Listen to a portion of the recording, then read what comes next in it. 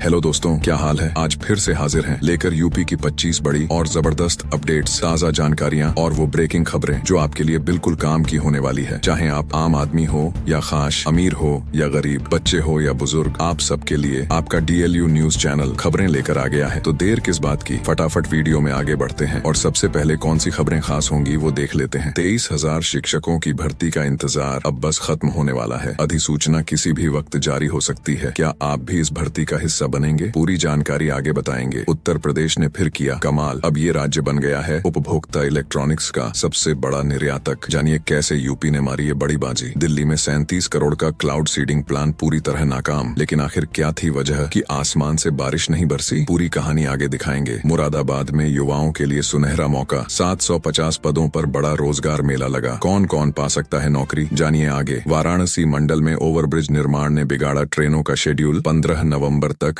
कई रूट प्रभावित रहेंगे। पूरी डिटेल आगे बताएंगे। उत्तर भारत में मौसम फिर बदलने वाला है। पश्चिमी विक्षोभ के चलते भारी बारिश की संभावना, किन राज्यों में पड़ेगा असर, बताएंगे विस्तार से। यूपी बोर्ड ने फिर दिखाई सख्ती, परीक्षा केंद्रों की नई पारदर्शी नीति लागू। क्या अब खत्म हो जाएगी फर्जीवाड़े की कहानी? पूरी जानकारी आगे। तो दोस्तों, ऐसे ही पूरी 25 खबरों को विस्तार से देखेंगे, लेकिन वीडियो में आगे बढ़ने से पहले अगर अभी तक आपने इस वीडियो को लाइक और चैनल को सब्सक्राइब नहीं किया है तो अभी करें। और इसके साथ ही कौन सी खबर आपके जिले या राज्य से जुड़ी थी ये हमें कमेंट में जरूर बताइए। तो चलिए शुरू करते हैं पहली खबर से। सबसे पहले बात करते हैं शिक्षा की। उत्तर प्रदेश माध्यमिक शिक्षा परिषद यानी यूपी बोर्ड ने परीक्षा केंद्रों के निर्धारण के लिए एक नई नीति तैयार की है। इस नीति को इतना पारदर्शी और सख्त बनाया गया है कि कोई भी छात्र असंतोष या शिकायत का एक शब्द भी नहीं कह पाएगा। इस नीति का मुख्य उद्देश्य निष्पक्षता और समानता सुनिश्चित करना है, ताकि सभी छात्रों को समान अवसर मिल सके और नकल की संभावना खत्म हो जाए। अब रुक करते हैं राजनीतिक गलियारों की ओर। समाजवादी पार्टी के अध्यक्ष और उत्तर प्रदेश के पूर्व मुख्यमंत्री अखिलेश यादव ने बिहार के दरभंगा में एक रैली को संबोधित करते हुए भारतीय जनता पार्टी पर निशाना साधा। उन्होंने केंद्र सरकार की अग्निवीर योजना की कड़ी आलोचना की और इसे युवाओं के भविष्य के साथ खिलवाड़ बताया। इसी दौरान उन्होंने गोरखपुर की तुलना स्पेन से की जाने पर भी तंज कसा। उन्होंने गांजे की जब्ती पर सवाल उठाते हुए कहा कि न जाने कितना गांजा पकड़ा जा रहा है। उन्होंने कानून व्यवस्था को लेकर भी सरकार पर हमला बोला और महिलाओं की सुरक्षा पर चिंता जताई। मौसम की बात करें तो पश्चिमी विक्षोभ के सक्रिय होने के कारण उत्तर भारत के कई राज्यों में मौसम बदलने वाला है। मौसम विभाग ने बिहार,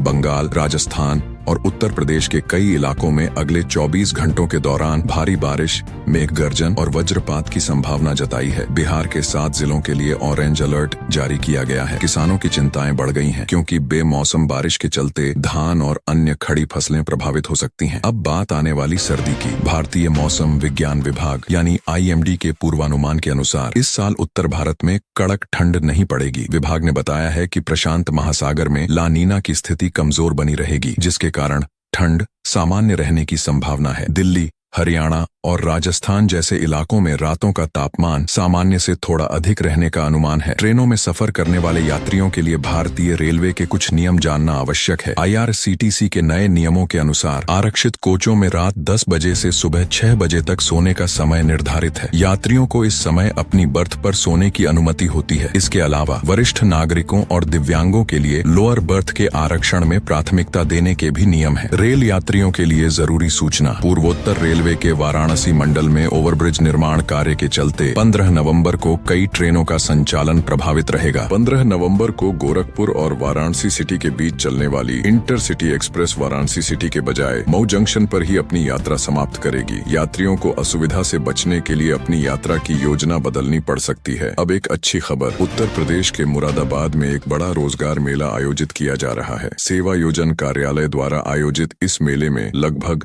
750 पदों पर भर्ती की जाएगी। 8वीं पास से लेकर स्नातक तक के अभ्यर्थियों के लिए अवसर उपलब्ध होंगे और चयनित उम्मीदवारों को 15,000 रुपए तक का वेतन मिल सकता है। युवाओं को इस अवसर का लाभ उठाना चाहिए। किसानों और युवाओं को आत्मनिर्भर बनाने के लिए एक अच्छी पहल। राजस्थान में कृषि विज्ञान केंद्र द्वारा किसानों और युवाओं के लिए बकरी पालन का निःशुल्क प्रशिक्षण आयोजित किया जा रहा है। इस प्रशिक्षण में वैज्ञानिक तरीके से बकरी पालन, पोषण और स्वास्थ्य प्रबंधन की जानकारी दी जाएगी, ताकि ग्रामीण क्षेत्रों में रोजगार सृजन और आय में वृद्धि हो सके। और अब बात करते हैं प्रदूषण की। दिल्ली में वायु प्रदूषण से निपटने के लिए लागू किया गया 37 करोड़ रुपए का क्लाउड सीडिंग प्लान सफल नहीं हो पाया है। IIT कानपुर के विशेषज्ञों ने इस योजना को कारगर न होने की संभावना पहले ही जताई थी। कम नमी के चलते बारिश नहीं हो पाई और दिल्ली सरकार के इस प्रयोग पर विपक्ष ने सवाल उठाए हैं। चलिए सबसे पहले बात करते हैं आत्मनिर्भर भारत की ओर एक बड़ा कदम की। ओडिशा के भुवनेश्वर में सिक्सएम प्राइवेट लिमिटेड ने भारत के पहले एकीकृत सेमीकंडक्टर प्लांट की नींव रखकर चिप निर्माण के युग का आगाज कर दिया है। 60 करोड़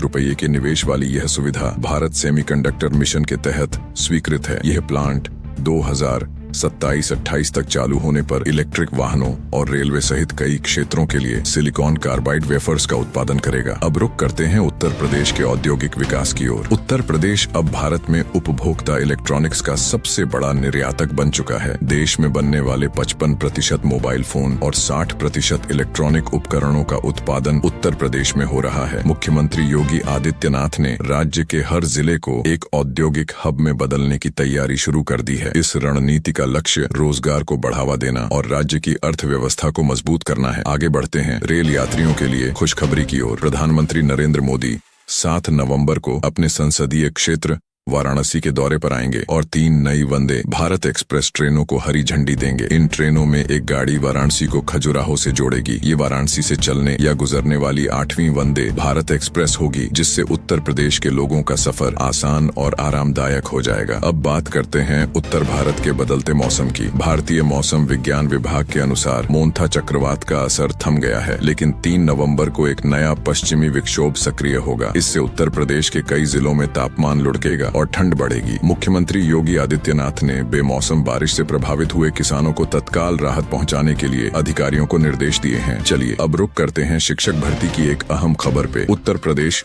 शिक्षा सेवा चयन आयोग द्वारा जल्द ही प्रशिक्षित स्नातक, प्रवक्ता और प्रिंसिपल के 23,000 से अधिक पदों पर भर्ती की अधिसूचना जारी की जाएगी। आयोग को 31 मार्च 2026 तक रिक्त होने वाले पदों का विवरण मिल चुका है, जिससे लाखों अभ्यर्थियों का इंतजार समाप्त होने वाला है। आगे बढ़ते हैं स्वास्थ्य क्षेत्र में सरकारी नौकरी की ओर। लखनऊ स्थित डॉ. राम मनोहर लोहिया आयुर्विज्ञान संस्थान ने नर्सिंग ऑफिसर के 422 पदों पर बड़ी भर्ती की घोषणा की है। इन पदों के लिए मासिक वेतन 44,900 रुपए से 1,42,400 रुपए तक होगा। BSc नर्सिंग की डिग्री वाले उम्मीदवार 15 दिसंबर 2025 तक आवेदन कर सकते हैं। अब बात करते हैं रोजगार मेलों की। उत्तर प्रदेश में बेरोजगार युवकों को अवसर प्रदान करने के लिए मुरादाबाद और कासगंज समेत कई जिलों में रोजगार मेलों का आयोजन किया जा रहा है। मुरादाबाद में सेवा योजन कार्यालय द्वारा 750 पदों पर भर्ती की जाएगी। वहीं कासगंज के भरगैन में 6 नवंबर को रोजगार मेला आयोजित होगा। अब रुक करते हैं एक बड़े घोटाले के खुलासे की ओर। उत्तर प्रदेश में प्रधानमंत्री जन आरोग्य योजना के पोर्टल में सेंधमारी कर बड़े पैमाने पर फर्जी आयुष्मान कार्ड बनाने का खुलासा हुआ है। साचीज, जो राज्य में यह योजना चलाती है, ने लखनऊ में साइबर सेल में मुकदमा दर्ज कराया है। कई ID को संदिग्ध श्रेणी में डालकर जांच शुरू कर दी गई है। चलिए अब चलते हैं दिल्ली की ओर। राष्ट्रीय राजधानी के 69वें स्थापना दिवस पर लाल किले पर